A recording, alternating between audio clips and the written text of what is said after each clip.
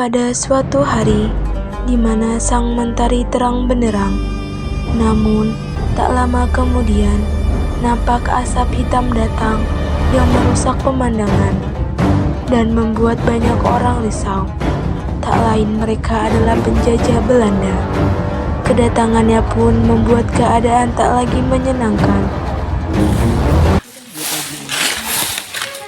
Bu Darmi, saya dengar Belanda akan datang ya? Iya benar Bu, nasib kita sudah tidak aman. Bagaimana kehidupan kita selanjutnya? Gak tahu Bu. Duduk dan berhormat pada Ai. Kalau tidak, Yoros akan menjadi milik kami. Dir, tolong ambilkan barang-barang mereka. Oke baby. Siapa yang paling berkuasa di sini? Tuanku Imam Bonjol. Hah? Siapa dia? Seharusnya akulah yang kalian segani di sini. This is for you. Kami pergi dulu ya Tuan. Orang Belanda yang bernama James dan Kelly itu meminjamkan Hal untuk mengadu domba rakyat yang ada di daerah itu. Karena dengan kesibukan mereka bertengkar, Belanda bisa dengan mudah menguasai Indonesia. Memang, ada dua golongan yang sangat berbeda pemahaman. Namun, mereka tidak berselisih atau bertengkar, yaitu kaum putih dan kaum hitam. Ide bagus itu. Ya, tugas kita sekarang adalah mengasuh dua kelompok tersebut. Ya, kita akan mengasuh mereka. James, Kelly, dan Brands pergi menuju ke luar negeri. Sedangkan di sisi lain, Imam Bonjol dan Asri sedang berjalan di permukiman penduduk. Lihat Tuan, mereka sedang berjudi. Hei, hentikan perbuatan kalian ini. Mengapa kita harus menghentikan ini? Salah larang permainan ini. Tidak ada di sini kami. Ya, pergi sana.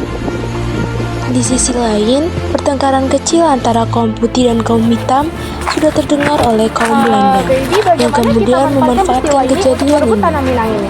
Yeah, it's a good idea. Tapi bagaimana caranya? Kita adu domba.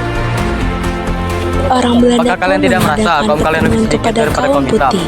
Kalian diremehkan, nama baik kalian akan hancur. Mungkin setelah ini kalian akan dipecah belah oleh kaum hitam. Benarkah itu Tuan? Kalau kalian tidak percaya, terimalah uang ini. Kalau saya berbohong, gunakanlah uang ini. Di lain tempat, Kelly menghasut kaum hitam sama dengan cara James. Apa maksud Ternyata kalian benar menjelekkan dugaan nama baik mereka. kaum putih? Kaum putih bukankah dan kaum kalian yang hitam menyebarkan tersebut gosip tentang kaum hitam? mengadakan Oh, ternyata pertemuan memang untuk benar. berdebat Kalian yang masalah. menjelekkan nama baik kaum putih. Saya akan melaporkan hal ini kepada Tuan Imam Bonjol jika kalian menjelekkan nama baik kaum kami. Baiklah, jika kamu ingin melaporkan kepada Tuan Imam Bonjol, maka aku akan melaporkan kepada kepimpinanku. Kita tidak usah berperang untuk menentukan siapa yang salah dan siapa yang benar. Apakah kalian takut berperang dengan kami? Tidak, kita tidak takut, tapi kita bisa menyelesaikan masalah ini baik-baik. Serang!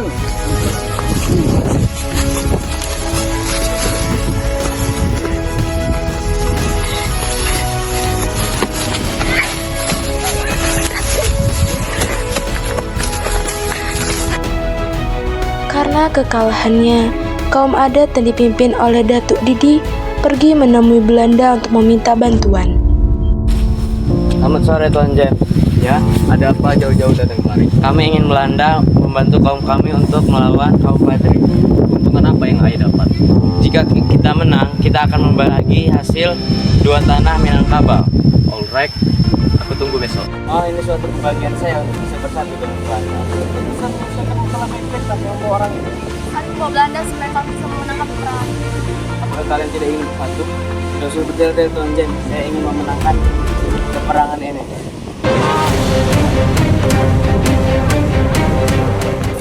Akhirnya, Datuk Didi telah menyetujui perjanjian tersebut. Perjanjian tersebut dinamakan dengan perjanjian massal. Dengan sombongnya, Datuk Didi menyatakan bahwa dia akan berhasil ke depannya. Mengapa kita harus berpisah seperti ini, Datu? Bukannya kita ini sama? Apanya yang sama? Jelas kan berbeda. Karena kamu dengan omong kosongmu, sedangkan saya dengan ajaran yang menurut saya. Tapi kita bisa bersatu dengan adanya perbedaan ini. Terserah kau imam, karena saya sudah menyetujui perjanjian ini dan batas kaum adat yang sudah ditentukan. Saya harap ini memang yang terbaik untuk kaum adat. Tetapi siapa menyangka Belanda mengingkari perjanjian tersebut dengan dibuatnya benteng Fort van der Kepler di Batu Sangkar dan Fort de Kock di Bukit Tinggi untuk memperkuat kedudukannya di Sumatera Barat. Belanda juga melakukan tindakan-tindakan yang kejam terhadap penduduk Minangkabau, yaitu dengan kerja paksa. Saya menyesal telah menyetujui perjanjian itu. Sekarang kamu sudah tahu kan kita hanya dimanfaatkan. Sekarang bagaimana? Bukan saya telah percaya kepada mereka, kita hanya bisa mengusirnya. Baik, mari sekarang kita usir Belanda tersebut. Sekarang kau siapkan pengikutmu. Baik. Kita bisa bertemu di benteng Belanda dan menyerangnya. Itu apakah semua sudah berkumpul? Sudah. Apakah semua sudah siap? Siap. Serang!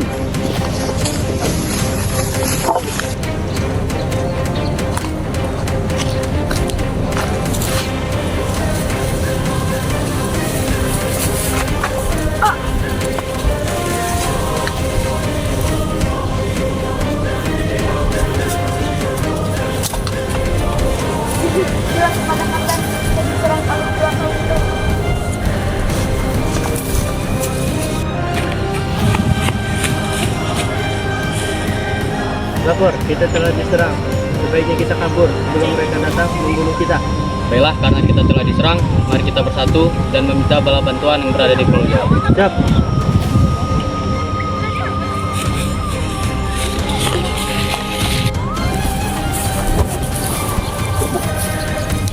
Lapor, saya dikirim Kapten Jen untuk meminta bantuan para pasukan Jenderal untuk melawan pasukan Sumatera. Baik, kembalilah kamu malam ini. Kami akan pergi ke Sumatera membawa pasukan. Siap.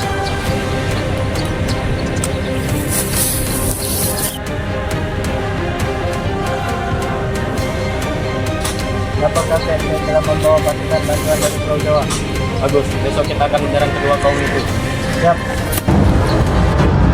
Setelah mendapat bantuan dari pihak Belanda dari luar Pulau Jawa, Belanda berhasil menguasai Pulau Sumatera Barat. Tetapi, Tuanku Imam Bonjol dan pengikutnya berhasil meloloskan diri dari pihak Belanda dan melanjutkan perjuangannya.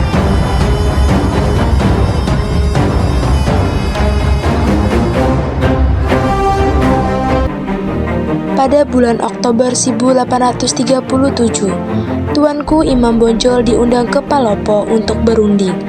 Tetapi pada saat itu juga, Tuanku Imam Bonjol ditangkap oleh Belanda dan diasingkan ke Cianjur, kemudian ke Ambon, lalu ke Lopak, serta Minahasa dekat Manado, dan meninggal pada tanggal 6 November 1864, dimakamkan di Minahasa, serta Pulau Sumatera Barat Minangkabau menjadi milik Belanda.